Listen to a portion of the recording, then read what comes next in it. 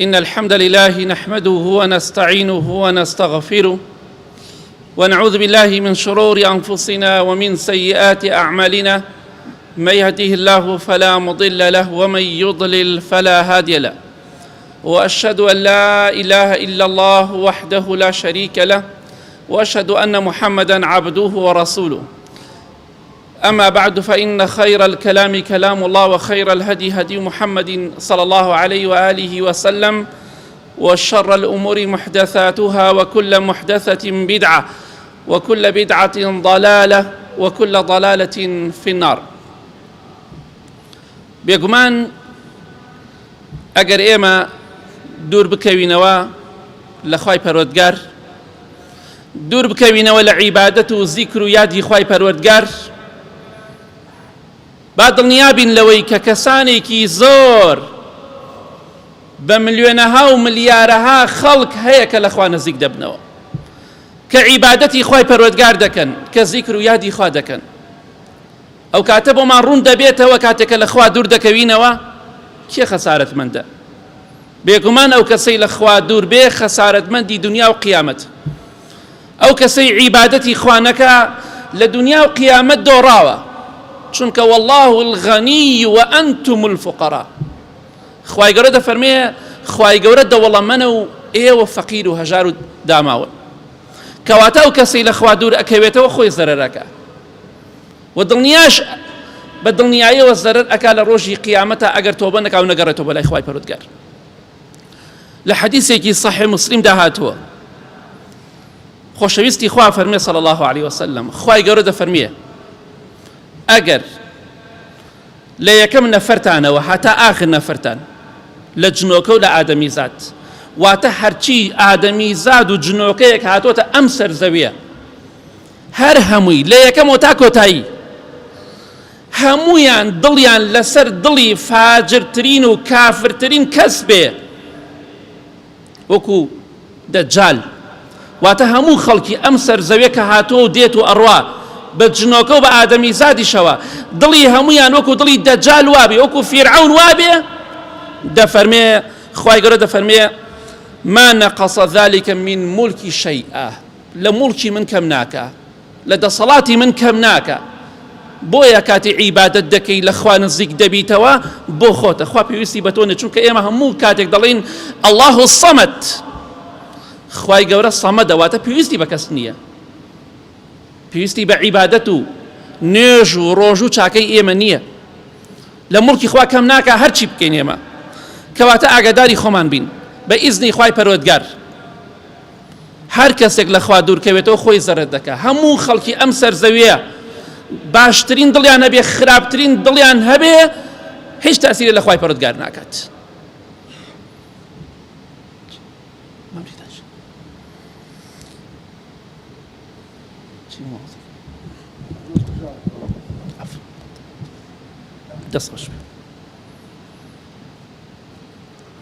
کەواتە ئاگاداری خۆمان بین. خۆشەویستان، ئەگەر واز بێنین ئێمە لە یارمەتیدانی خەڵکی فەقیر و هەژار، دەوڵەمەندەکان و ئەوانەیشی کە لە خوار دەوڵەمەندەکانەوەن، ئەگەر واز لە فەقیر و هەژارەکان بهێنین، ئەوانەی کە فەقیر و هەژاری ڕاستین، نەک ئەوانەی فێربوونە، نەک ئەوانەی داواکردنیان کردووە بە پیشە لە کاتێکە پێویستیان پێی نییە، احتیاج نین. ئەگەر ئێمە واز لە یارمەتیدانی خەڵکی فەقیر و هەژاری ڕاستەقینە بهێنین، بە دڵنیاییەوە غەیری ئێمە بە ملیۆنەها کەس هەیە، بە ملیارەها کەس هەیە ئامادەن یارمەتی خەڵکی فەقیر و هەژار بدەن. ئەو کاتە کێ زەرەر دەکات؟ ئەو کەسە زەرەر دەکات کە یارمەتی خەڵکی فەقیر و هەژاری داوە، یا ئەو کەسە زەرەر دەکات کە دەستی خۆی ئاوان نوقاندووە، بەخیلی و ڕەزیلی کردو بۆ ماڵ و مناڵی، لە کاتێکا ماڵ و مناڵیشی هەلە دنیادا بە کەڵکی نایەن پێش قیامەتی. چەندەها کەس مردووە، مناڵەکانی هەیەنە بە هەمویان و ناتوانن 4-5 وەرەقە بەدڵ حەجێکی بۆ بکەن بۆ دایک و باوکیان، زۆریشیان هەیە. ئەو دەڵێ من نایکەم و دەڵێ من نایکەم، ئەوە ڕاستیەکەیەتی. بە چەند مناڵ ناتوانن 5 وەرەقە 10 وەرەقە بۆ دایک و باوکیان سەرفکەن لە کاتێکە کە زۆریشیانەیە و بەڵام سەدقات بۆ ماڵ و مناڵی خۆیان سەرفەکەن. کەواتە ئاگامان لە خۆمان بێت ئەو کەسە زەرەرمەندە کە هەیەتی و ئاگای لە فەقیر و هەژارەکان نییە. ئەو کەسە براوەیە کە یارمەتی خەڵکی فەقیر و هەژارەدا لەبەر خاتری خوای گەورە. چونکە لە حەدیثێکی صحیح جامع صغیرە هاتووە خۆشەویستی خوا فەرمێ صلی الله عليه وسلم كل امرئ في ظل صدقته حتى يقضى بين الناس. هەموو مرۆڤێک لە ڕۆژی قیامەتە لەژێر سێبەری خێر و سەدەقەکەی خۆیدایە هەتا حکمی نێوان خەڵکی دەکرێ هەتا مەحکەمەی خەڵکی تەواو بێ تۆ سێبەرێکت هەیە بەهۆی ئەو خێر و سەدەقەی کە بۆ خوا کردت نەک بۆ ناو دەرکردن. بەڵام ئەو کەسێک کە یارمەتی خەڵکی فەقیر و هەژاری نەداوە لەبەر خاتری خوا سێبەرێک نییە هەتا ئیسراحەتی تیا بکە لە ڕۆژی قیامەتە. ئەگەر پێت خۆشە لە دوای مردنت لە ڕۆژی ساحەی مەحشەردا لەو ڕۆژەی کە ڕوت و قوتی هیچت لەبەردا نییە هیچت لە پێدا نییە پێت خۆشە سێبەرێکی فێنکت هەبێ و خۆر لێت نەدا کە پێغەمبەری خوا فەرمێ صلی الله عليه وسلم بەپێی تاوانەکانت عارەقەکەی خۆر لە خەڵکی نزمە بێتەوە. ئالەو ڕۆژەدا کەسانێکەیە لە دنیادا دەستکراوە بوون لەبەر خاتری خوا ئەوانە براون لە ژێر سێبەری عەرشی خوای پەروەردگاردان لە ژێر سێبەری خێر و سەدەقەی خۆیاندان. کەواتە کێ خەسارەتمەندە ئەو کەسەی یارمەتی خەڵکی فەقیر و هەژاریدا یا ئەو کەسەی کە یارمەتی نەدان و دەستی گرتەوە. کەواتە ئینشاءڵڵا ئاگادار بین ئەگەر ئێمە خێر و سەدەقە نەکەین ئێمە چاکە نەکەین دڵنیا بە کەسانێکی زۆر هەیە غەیری ئێمە پێی هەڵدەسن بەڵام تەنها زەرەرمەندی ئێمەین. خۆشەویستان ئەگەر دوور بکەوینەوە ئێمە لە نوێژی جەماعەت ئەمە پەیامێکە بۆ کەسانی کە بەس جومعە دێن بۆ مزگەوت. ئەگەر دوور بکەونەوە من و تۆ دوور بکەوینەوە لە نوێژی جەماعەت لە مزگەوتە کە یەکێکە لە دروشمە گەورەکانی ئەم ئیسلامە پیرۆزە وەڵا دڵنیا بە ملیۆنەها و ملیارەها کەسی تر هەیە غەیری تۆ کە دێ بۆ مزگەوت و نوێژەکانی لە مزگەوتە بە جەماعەتەکە. کێ خەسارەتمەندە؟ ئەو کەسێک کە دێ بۆ مزگەوت و نوێژەکانی لە مزگەوتە ئەکات کێ زەرەری کرد تۆ یا ئەو کەسە؟ بێگومان ئەو کەسێک کە نایە بۆ مزگەوت زەرەری کرد. چونکە تۆ کاتێکە دێ بۆ مزگەوت بیرکەرەوە خێر و پاداشتێک گەورە دەست ئەکەوێ. ئەی ئەو کەسێک کە نایە بۆ مزگەوت هەموو ڕۆژە 5 فەرز مزگەوت نوێژەکانی لە مزگەوتە بە جەماعەت ناکە. ئەوەی لە مزگەوتە نوێژەکانی بە جەماعەتەکە هەموو نوێژە خێری حەجێکی دەست ئەکەوێ. ئەوەی کە نایکات پاداشتی حەجێکی لە دەست دەرەچێت. ئەو کەسێک کە دێ بۆ مزگەوت هەموو نوێژێکی جەماعەت بەپێی حەدیث پێغەمبەری خوا صلی الله عليه وسلم خوا لە بەهەشتا قەسرێکی بۆ دروستەکە ئەو کەسەشی کە نایە قەسرەکەی لە دەستەچێت. ئەو کەسێک کە دێ بۆ مزگەوت بەپێی حەدیث پێغەمبەری خوا صلی الله عليه وسلم هەموو نوێژێک خوا لێی خۆشە بێ ئەو کەسەشی کە لە ماڵە نوێژەکە شمولی و عافاتەی خوا ناکات. کەواتە کێ دۆڕانی؟ ئەوەی هات بۆ مزگەوت یا ئەوەی کە نهات بۆ مزگەوت؟ دوای ئەمە شەر نایە بۆ مزگەوت هەر جومعەتی بۆ مزگەوت بڕیارت داوە دە بە خۆتا بچۆرەوە وەڵڵا تۆ خۆت زەرەرەکەی چونکە تۆشنەیی سپاس بۆ خوا مزگەوت ئاوەدانە. ئەم ئیسلامە زۆر جوانە. تەماشای ڕوو قیبلەی ئیمانداران بکە موسڵمانان کە کەعبەیە بەردەوام جمەی دێ. تەماشای ڕووگە و قیبلەی غەیری موسڵمانان کە بەردەوام چۆڵە. تەماشای مزگەوتی موسڵمانان بکە الحەمدلله 5 فەرزە قەرەباڵغە. تەماشای معبەد و کەنیسە و شتەکانی غەیری موسڵمان بکە تەماشا دەکەی چۆڵە ئیلا چەند کاتێکی کەم نەبێ. ئەم ئیسلامە بەرەکەتە. کەواتە ئەگەر نەی بۆ مزگەوت ئەگەر نەیەم بۆ مزگەوت ملیۆنەها کەسی تر هەیە دێ بۆ مزگەوت مزگەوت ئاوەندانەکان ئاوەدان دەکاتەوە ئەوەی کە زەرەرمەندە ئەو کەسێک کە نایە بۆ مزگەوت. گوێ لەم حەدیثەی پێغەمبەری خوا بگرن صلی الله عليه وسلم لە حەدیثێکی صحیحی صحیحە هاتووە. خۆشەویستی خوا فەرمێ صلی الله عليه وسلم لە ڕۆژی قیامەتە خوای گەورە بانگ دەکات دەفەرمێ ئەینە جیرانی ئەینە جیرانی. خوای گەورە دەفەرمێ کوا دراوسێکانم کوا دراوسێکانم. مەلایکە سەلامی خوایان لەسەر بێ دەفەرمێن ئەی خوای پەروەردگار کێ دەتوانێت دراوسەی تۆ بێ؟ شێ حەدی هەیە بگاتە ئەو پلەی کە دراوسەی تۆبی ئەی خوای پەروەردگار بە دراوسەی خۆت ناوی بەری. خوای گەورە دەفەرمێ ئەینە عومار المەساجد، کوان ئەو کەسانی کە مزگەوتیان ئاوەدان کردەوە بە زیکر و بە عیبادەت و بە نوێژ و بە خواپەرستی. ئەگە پێت خۆشە لە ڕۆژی قیامەتە ئەوەندە سەربەرز خوای گەورە بە دراوسەی خۆی ناوت بەری و ناو ئەو هەموو خەڵکەدا بانگی تۆ بکە وەرە بۆ مزگەوت. ئەهلی جومعەمە بە ئەهلی جومعە و جەماعەت بە. واللهی ئەو کەسە دۆڕاوە کە لە ڕۆژی قیامەتە ئەو بانگەوازەی خوا شمولی ناکات. تۆ بڵێ ئێمە لەو کەسانە بین ئینشاءڵڵا لە ڕۆژی قیامەتە خوای گەورە بە دراوسەی خۆی ناومان بەرێ باسمان بکات. ئەگەر وا بین بەخوا براوین، ئەگەر لەو کەسانەش نەبین شمولی بانگەوازەکەی خوا نەکەین دۆڕاوین.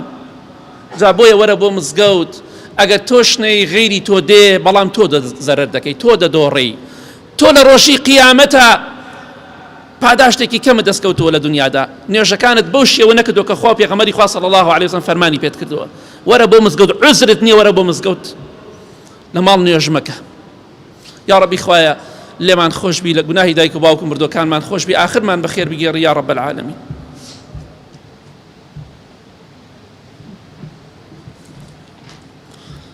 الحمد لله والصلاة والسلام على رسول الله وعلى آله وصحبه ومن والاه.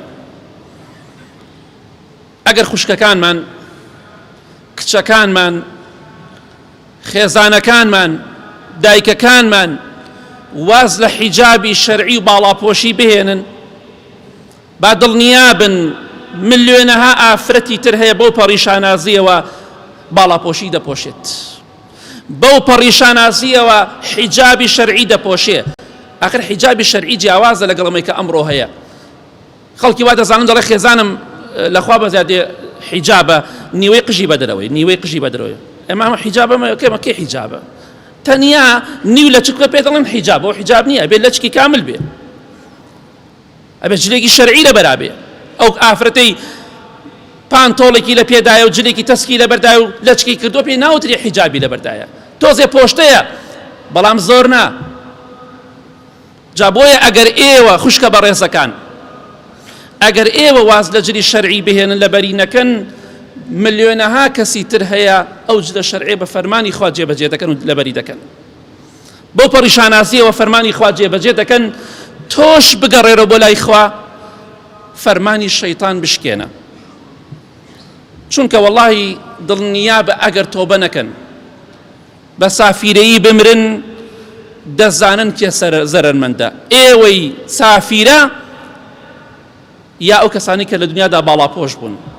با ئەو خوشکە بەڕێزانە گوێ لەم حەدیسە صەحیحەی پێغەمبەری خوا بگرن صلی الله عليه وسلم کە لە صحیح جامع صغیرە هاتەوە. خۆشەویستی خوا فەرمێ صلی الله عليه وسلم وشر نسائكم المتبرجات المتخيلات وهن المنافقات لا يدخل الجنة منهن إلا مثل الغراب الأعصم. زۆر حەدیثێکی ترسناک.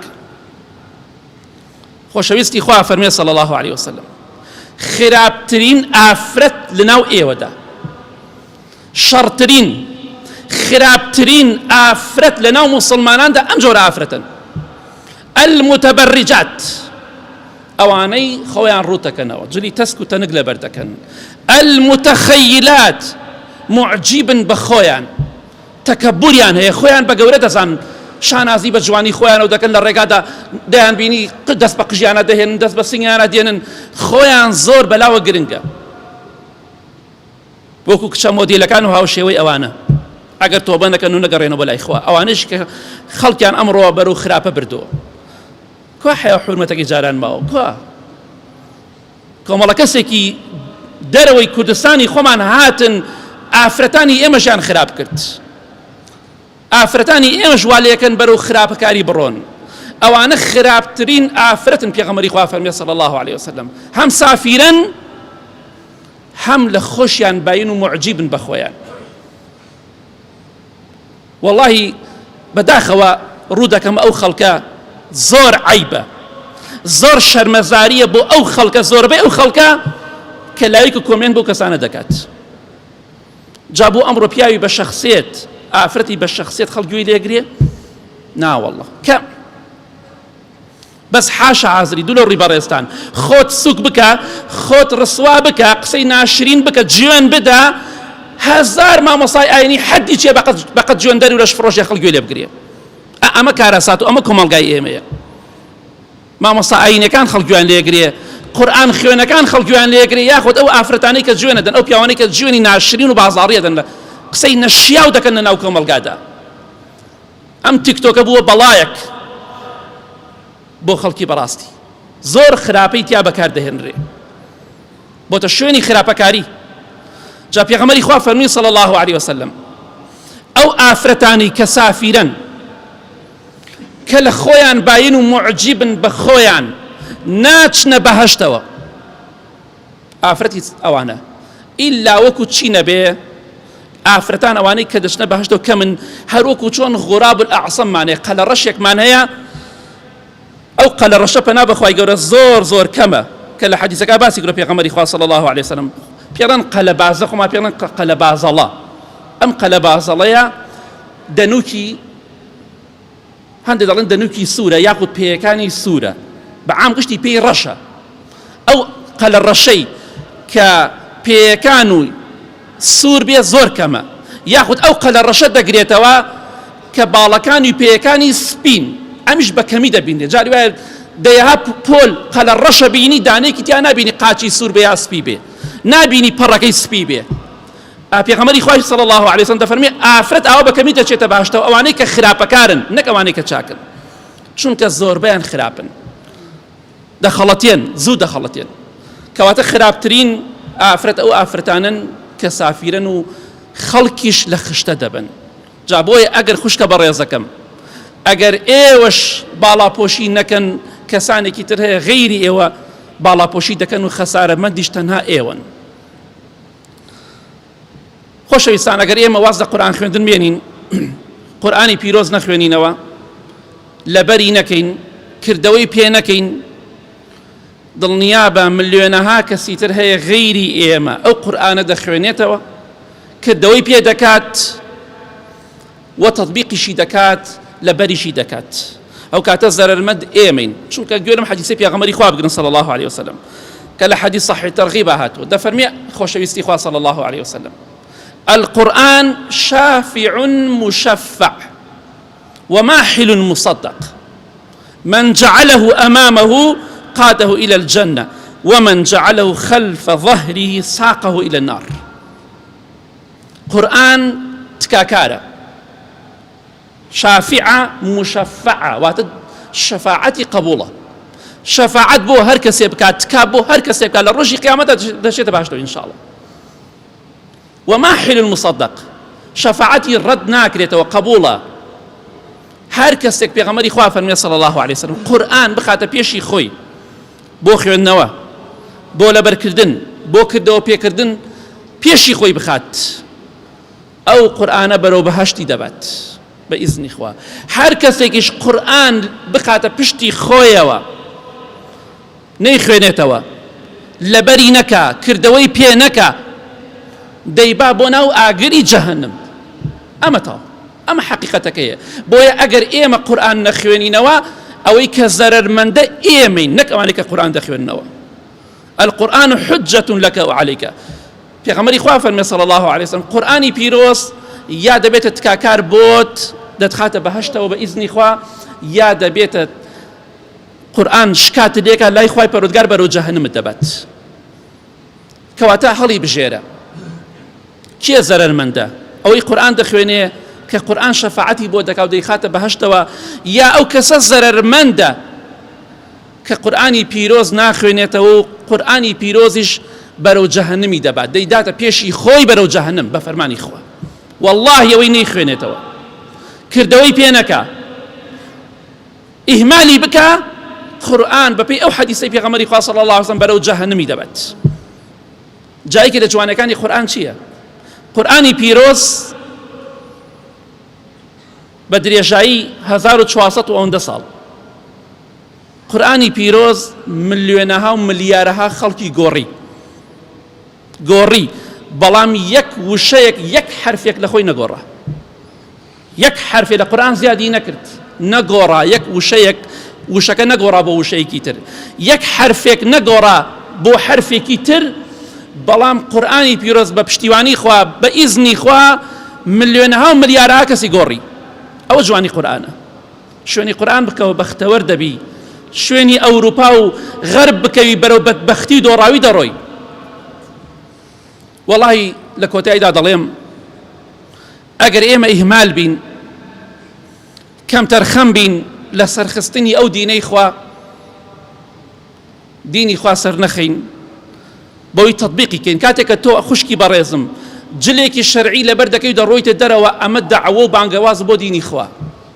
کاتێککە سونەتێک لە سونەتەکان و چەند سونەتێک جێبەجێ دەکەی، براو خوشکی بەڕێزم، ئەمە بانگەوازە بۆ ئەم ئیسلامە پیرۆزە.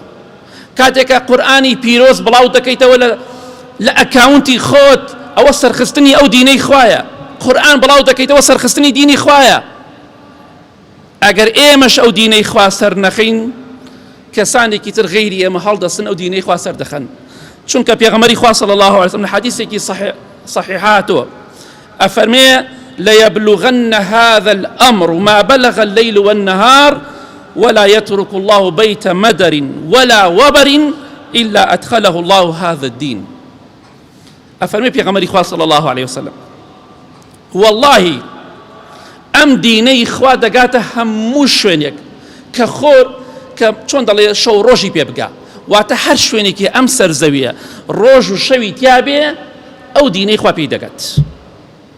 والله پێغەمبەری خوا فەرمی صلی الله عليه وسلم خوای گەورە ئەو دینەی خۆی دەخاتە هەموو ماڵێکەوە، لە دەشتا بێ، لە دێهاتا بێ، یا لە شارا بێت، ئەو دینەی خوا دەگاتە هەموو ماڵێک. ئەمڕۆ گەشتووە الحەمدولله، چونکە دڵنیا بەلەوە ئێمەش ئەو دینەی خوا سەر نەخەین، خوای گەورە خۆی سەری دەخات، چونکە خاوەنی ئەو دینە من و تۆنین هەتا لەو بترسین لە ناو بچێ.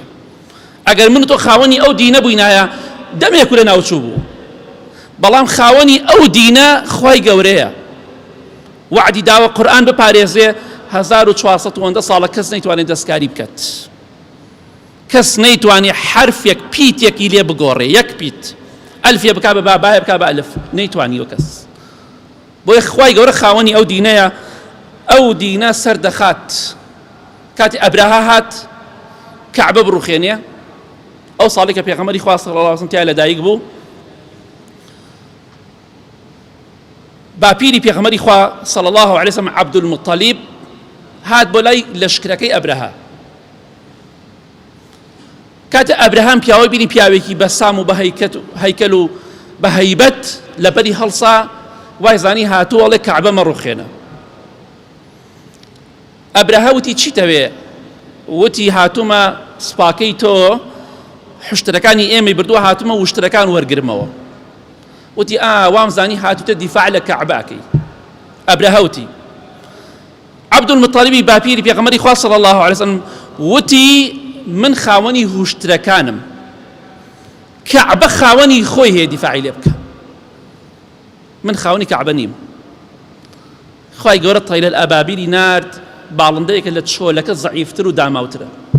لانێ زۆربەتان بینیت باڵندەیەکی ڕەشی زەعیفی بچووک، وەکو چۆن ڕێ پەڕاسێلکەیەک وایە، وەکو چۆلەکە وایە، بەس بچووک و زەعیفە، باوەڕ ناکەم چەند غرامێکە. فأرسل عليهم طيرا أبابيل. خوای گەورە طەیر ئەبابیل وەناردن. ألم ترى كيف فعل ربك بأصحاب الفيل ألم يجعل كيدهم في تضليل وأرسل عليهم طيرا أبابيل. تواو بۆی ناردن، طەیر ئەبابیلی بۆ ناردن، هەموویانی لە ناو برد وەکو کای خوراوی لێکردن. بۆی ئەو دینەش خوای گەورە خاوەنێتی. من و تۆش سەری نەخەین، دیفاعی لێ نەکەین، بانگەوازی بۆ نەکەین، خەڵکانێکی زۆرێ بانگەوازی بۆ دەکەن و سەری دەخەن، زەرمەندیش لە دنیا و قیامەت ئەو کەسانە دەبێت کە ئەو دینەی خۆیان سەر نەخستووە. دینی خوا بۆ سەر ناکەوێ بچی ئەکاونتەکەت پڕکەی لە گۆرانی و لە مۆسیقا و لە هەڵپەڕکێ و لە ڕەسمی خۆت و عائیلە و بنەماڵەی خۆت، بەوە ئیسلام سەر ناکەوێ، بەوە ئیسلام سەر ناکەی پڕکەی لە فیلمی کۆمیدی، بەوەست ئیسلام سەر بخە دعوە و بانگەوازی پێغەمبەران بڵاو کەرەوە، سەلامی خوای لەسەر بێ، قورئان بڵاو کەرەوە، بابەتی ئاینی بڵاو کەرەوە، تەفسیری حەدیثێک ئایەتێک شەرحێ بڵاو کەرەوە. بۆیە ئەو دینەی خوا سەر دەکەوێ، جازەرمەند ئەو کەسەیە کە دەستی لە سەرخستنی ئەو دینەدا نەبێ براوش بە ئیزنی خوا ئەو کەسەیە کە دینی خوا سەردەخات یا ربی خوا بە خزمەتکاری ئەو دینەمان قبول کە یا رب العالمین. اللهم اغفر للمؤمنين والمؤمنات والمسلمين والمسلمات الأحياء منهم والأموات من أهل السنة والجمعة والجماعات. يا ربي خوايا شفاء نخوشكان من بدي بتايبتي أواني داوي دعاء خيريان كدو يا ربي خوايا ئەوانەی کە نەخۆشن لە نەخۆشخانەکان لە هەر نەخۆشخانەیەکن یا ڕەبی خوایە شیفایان بدەی ئەوانەی کە لە ماڵەوە کەوتون یا ڕەبی خوایە شیفایان بدەی یا ڕەبی خوایە شیفای دڵە نەخۆشەکان و دڵە زەعیفەکانمان بدەی یا ڕەبی خوایە ئیمانمان بەهێزکەی خوایەن بە ئەهلی تەقوا و ئەهلی ئیمانمان قبولکەی خوایەن وڵاتمان لە شەڕ و بەڵاو و مشکیلە بە دوورکەی خوایەن ئەوەی زوڵم دەکات لە هەر میلەتێکی مسلمان یا ڕەبی خوایە دەستی بشکێنی یا ڕەبی خوایە تۆڵەی لێ بکەیتەوە خوایان آخرمان بخير بگیری کاتێ بمامرێنی خۆت لێمان ڕازی بی خوایان لەو کەسانەمان بگیری کە لە ڕۆژی قیامەتا بە دراوسەی خۆتمان قبول کە یا رب العالمین آمين آمين آمين وصلى الله على محمد وآله وصحبه أجمعين.